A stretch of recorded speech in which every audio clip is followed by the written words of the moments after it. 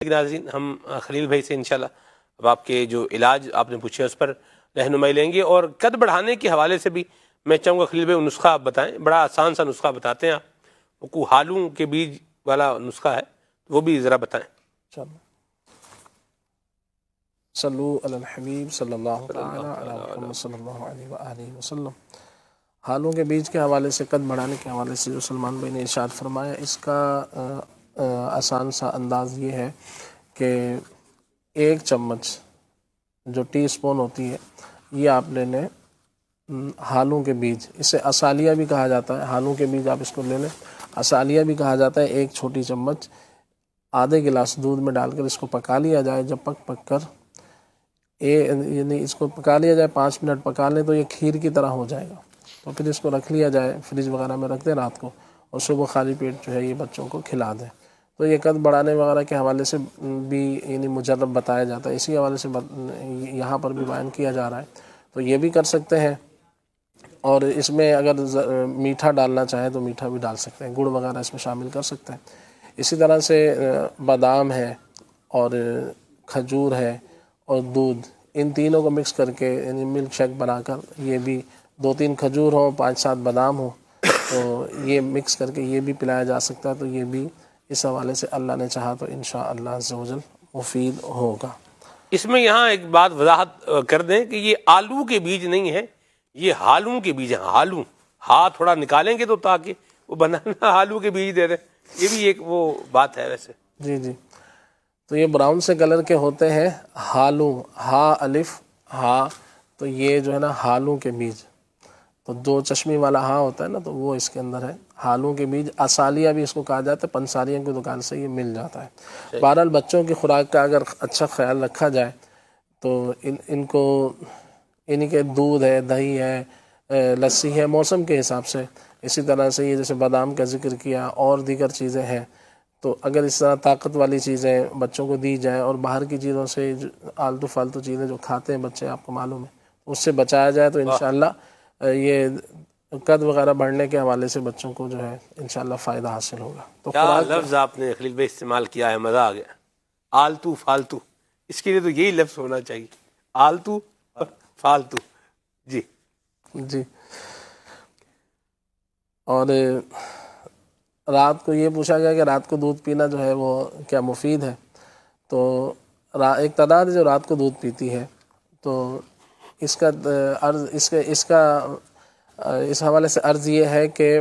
دودھ بھی ایک غذا ہے، تو اس کو بھی ہضم کرنا ایک کام ہے، تو جس طرح دیگر کھانے وغیرہ کھا کے فوری سو جانا مناسب نہیں ہوتا، تو اسی طرح سے دودھ بھی بہتر یہ ہے کہ سونے سے کچھ دیر پہلے پیا جائے، 1 گھنٹہ پہلے پی لیجئے، آدھا گھنٹہ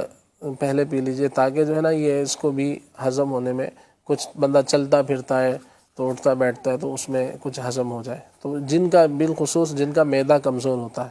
تو ایسے لوگ اگر دودھ پیتے ہیں تو ان کو جو ہے نا پھر اس میں کچھ آزمائش ہو سکتی ہے، تو اس لیے بہتر یہ کہ کچھ دیر پہلے پی لیا جائے، اور جن کا معدہ کمزور ہے بالخصوص پھر ان سے گزارش ہے کہ وہ صبح میں پئیں، تو صبح میں پینا ان کے لیے مفید ہوگا۔ بعضوں کو نقصان ہوتا ہے، آ کر بتاتے ہیں تو مختلف چیزیں سامنے آتی ہیں، تو سوتے وقت پیا تھا تو پھر ایسا ہو گیا، تو یہ اس طرح سے کر لیا جائے۔ اور ریشہ بہت زیادہ بنتا ہے، تو اس کے جو اسباب ہیں اس پہ غور کر لیا جائے، کھٹی چیزیں نہ کھائی جائے، جیسے آج کل کا موسم ہے بالخصوص چاول سے بچا جائے، اور فاسٹ فوڈ وغیرہ ہے، اس طرح کی جو چیزیں ہیں ان سے بچا جائے تو انشاءاللہ اس حوالے سے مفید رہے گا۔ ٹھنڈا پانی ہے اور دیگر ٹھنڈی چیزیں وغیرہ بندہ استعمال کرتا ہے تو اس سے بچا جائے۔ تو اس میں جو ہے نا آپ اگر چاہیں تو ایک علاج میں عرض کر دیتا ہوں، وہ آپ استعمال کر سکتے ہیں۔ شربت صدر ایک ملتا ہے، مختلف کمپنیاں اس کو بناتی ہیں، کسی کا یہ خاص نہیں ہے، تو آپ یہ لے لیجئے 2 چمچ، اس کو آپ پانی میں ڈال کر صبح شام استعمال کرتے رہیں تو یہ بھی فائدہ مند ہے۔ اسی طرح سے لہو کے سپستہ کے نام سے ایک لہو ہوتا ہے، یعنی معجون ٹائپ کی یہ چیز ہوتی ہے، تو یہ بھی آپ آدھی چمچ 2 ٹائم استعمال کر سکتے ہیں، تو یہ بھی مفید ہے۔ تو اس کے علاوہ بھی جو ہے آپ شہد لے لیجئے، شہد کے اندر 1 پاؤ شہد لے لیں، اس کے اندر 6 گرام کے آس پاس کالی مرچیں شامل کر لیں، 12 گرام اس میں ملیٹھی ڈال لیجئے، تو انشاءاللہ اس کو بھی بنا کے رکھ لیں تو یہ بھی اس حوالے سے مفید رہے گا۔ لیکن اس کا بہت بڑا تعلق جو ہے کھانے پینے سے ہے، تو ایسی چیزوں سے پرہیز کیا جائے۔ اور پتے میں پتھری کے حوالے سے پوچھا گیا، اللہ کریم ہمارے سارے مریضوں پر رحمت کی نظر فرمائے۔ تو پتے میں جو پتھری ہے یہ اس کا عام طور سے ڈاکٹر حضرات تو اس کا آپریشن ہی کرتے ہیں، اور ہربل کے حکمت کے حوالے سے اس کا جو علاج کیا جاتا ہے، لیکن ہر شخص اس کا علاج نہیں کرتا، تو کسی اچھے حکیم کے پاس آپ جا کر باقاعدہ اس کی کچھ عرصہ دوا کھانی پڑتی ہے۔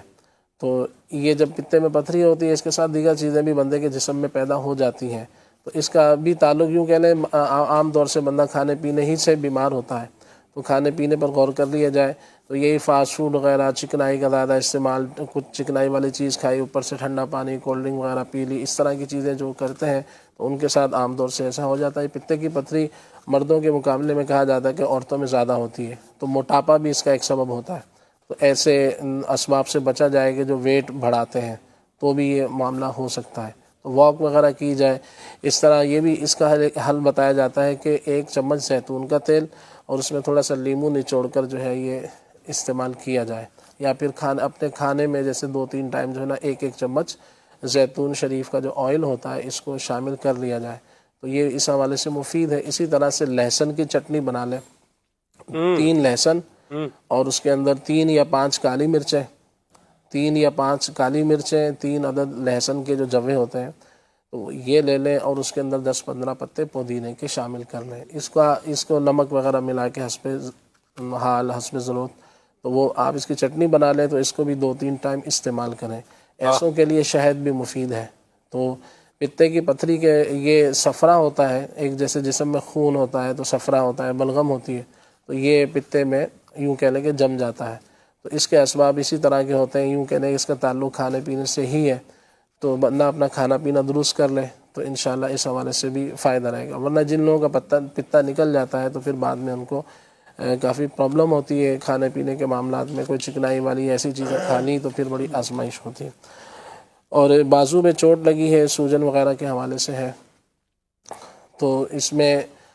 کیا علاج چل رہا ہے تو اس کو دیکھ لیا جائے۔ تو ابھی معلوم نہیں ہے کہ کس طرح کی چوٹ ہے اور اب کتنی باقی ہے، آیا کہ اندر کوئی ابھی چوٹ باقی ہے یا ویسے ہی سوجن ہے۔ تو عام طور سے سردیوں میں بھی اس طرح کی جو چوٹ وغیرہ ہوتی ہے تو اس میں سوجن آ جاتی ہے، تو اس کے لیے آپ جو ہے وہ میں ایک مختصر سا علاج عرض کر دیتا ہوں کہ زیتون شریف کا آئل جو ہے نا ہلکا سا جو ہے وہ اس پر آپ لگا لیا کریں، اور باقی جو آپ اس کا علاج آپ کر رہے تھے کہ ہو سکتا ہے کہ علاج ادھورا نہ چھوڑ دیا ہو، تو وہ آپ علاج اگر باقی ہے تو اس کو کر لیجئے، ورنہ پھر جن سے علاج کروائیں ان سے مزید آپ مل لیجئے۔ بعض اوقات ایسا ہوتا ہے کوئی آپریشن کرواتے ہیں، کوئی ایسی چوٹ ہوتی ہے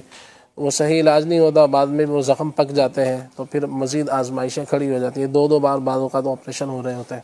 تو بے احتیاطی بھی ہوتی ہے، تو کوئی بے احتیاطی کر رہے ہیں تو اس کو بھی دیکھ لیں۔ لیکن عام کہیں تو چھوٹا موٹا کوئی درد ہو تو اس پہ زیتون شریف کا آئل جو ہے وہ لگایا جا سکتا ہے، رگڑنا نہیں ہے، بس ہلکے ہاتھ سے اس کو اس طرح سے لگا لیا جائے۔ اللہ پاک رحمت کی نظر فرمائے۔ آمین آمین، اللہ رحمت کی نظر فرمائے۔ زیتون کا تیل جو ہے وہ کھانے کا الگ ہوتا ہے، اور جو استعمال کرنے کا ہوتا ہے وہ دوسرا جو ہے نا وہ الگ ہوتا ہے، مساج وغیرہ کے جو استعمال کرتے ہیں وہ الگ ہوتا ہے، کھانے کا الگ ہوتا ہے۔ اور عرب شریف میں تو عدنان بھی اللہ نصیب کرے حج کی سعادت اگر آپ کے ساتھ مجھے میسر آئے تو میں نیت کرتا ہوں کہ آپ کو انشاءاللہ میں نے چونکہ اس حاضری میں یہ دیکھا ہے یوں بھی زیتون کا تیل استعمال کیا جاتا ہے، کھانا سالن ہوتا ہے اور اس کے اوپر وہ زیتون جو ہے نا اس کا تیل وہ ڈالتے ہیں، وہ اس کے لیے ایک برتن ہوتا ہے اس کا الگ سے، تو وہ وہ ایک پیسٹ ہوتا ہے، لوبیے کا پیسٹ ہوتا ہے، اس کو پھول کہتے ہیں، اس کو پھول، فے واو اور لام، تو پھول بھی کہتے ہیں، پھول بھی کہتے ہیں، بہرحال مختلف لوگ مختلف انداز سے کہتے ہیں۔ تو اس کے اوپر پھر وہ کیا کرتے ہیں عدنان بھائی، وہ زیتون کا تیل اوپر سے وہ ڈالتے ہیں، تو یہ اللہ نصیب کرے تو پھر آپ کو کھلانے کی میں نیت کر لیتا ہوں انشاءاللہ۔ بہتر انداز میں یہ زیتون شریف اگر آئل استعمال کرنا ہے تو اس کا بتایا جاتا ہے کہ آپ جو ہے وہ اس کو ویسے ہی استعمال کر لیں، جیسے آپ پکائے بغیر اگر اس کو استعمال کر لیں گے تو اس سے زیادہ فوائد حاصل کیے جا سکتے ہیں۔ سالن اگر گھر میں ہے تو اس کے اوپر تھوڑا سا وہ اس کو ڈال دیا جائے، اس پہ ڈال لیا 1 چمچ ڈال لیں یا جو بھی حسب ذائقہ جسے کہہ لیں، جی بس یہ ہے اس کی مقدار اتنی ہوتی ہے 1 آدھ چمچ ہی، صحیح، زیادہ یہ بہت زیادہ استعمال اتنا نہیں کیا جاتا۔ صحیح، لوگ جو مال مفضلے پہ رحم والے ہوتے ہیں نا وہ اس کو بار بار بھی بعض کا وہ کر رہے ہوتے ہیں۔ بہرحال اللہ رحمت فرمائے، زیتون کا تیل بھی ہے تو کھانا تو بہرحال ایک لمٹ میں ہی ہے، یہ بندہ ذہن میں رکھے. آئل ہمارا اگر نہیں ہے زیتون شریف کا، کسی ہوٹل والے کا ہے، تو میدا تو جو ہے نا یہ ہمارا ہی ہے. ٹھیک ہے. تو خاک مدینہ پر بھی نگران شورا نے رات کو ایک بات کہی کہ وہ بھی لینی ہے، تو اس کا بھی ایک طریقہ ہی ہے نا. یہ ذرا سی اٹھا کر مدینے کی مٹی، ذرا سی اٹھا کر پیو گھول کر، ہر مرض سے شفا ہے. تو اس کا بھی ایک ظاہر سی بات ہے، خاک مدینہ اگر برکت لینی ہے تو اس کا بھی کیا ہے، ایک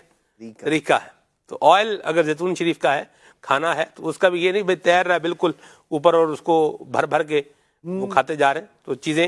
اپنے سیکوینس اور اپنے پرسپیکٹیو کے ساتھ ہی ہوتی ہیں، یاد رکھیے، اور اس کو فراموش نہیں کرنا چاہیے، اس کو بھولنا نہیں چاہیے. ان کا ایک فرمان بھی ہے نا، آپ فرماتے ہیں کہ جس معدہ جس چیز کا عادی ہو اس کو وہی چیز دی جائے.